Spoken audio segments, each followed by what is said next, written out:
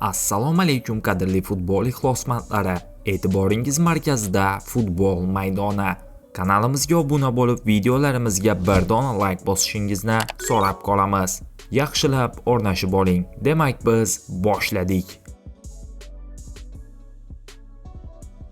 Mashhur statistik nashr SofaScore Eldor Shomurodovning Turkiyadagi faoliyatiga alohida e'tibor qaratdi.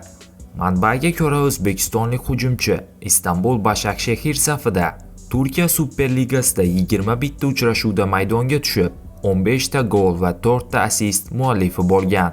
Ushbu ko'rsatkichlar Shomurodovning ligadagi eng yorqin statistikalaridan biri sifatida e'tirof etilgan.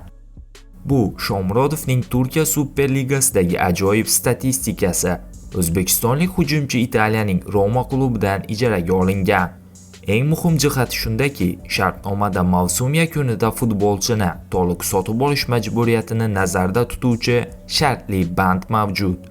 Agar u ishga tushsa, Shomurodov faoliyatini Başakşehirda davom ettirishi mumkin deb yozadi SofaScore. Ma'lumot uchun, forvard hozirda Turkiya Superligasi top-urarlar reytingida peshqadamlik qilmoqda.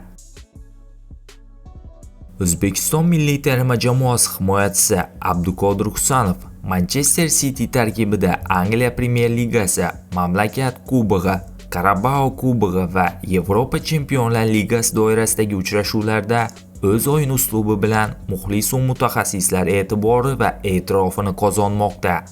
Abduqodir Josep Guardiola jamoasida himoyaning o'ng qanoti va markazida ishonchli o'ynay oladigan, jismonan baquvvat, kurashuvchan va o'ta tezkor futbolchi sifatida tanilib ulgurdi.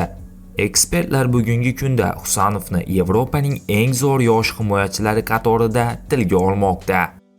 Hamyurtlarimizga omad tilab qolamiz. Bugungi dasturimiz shundan iborat edi.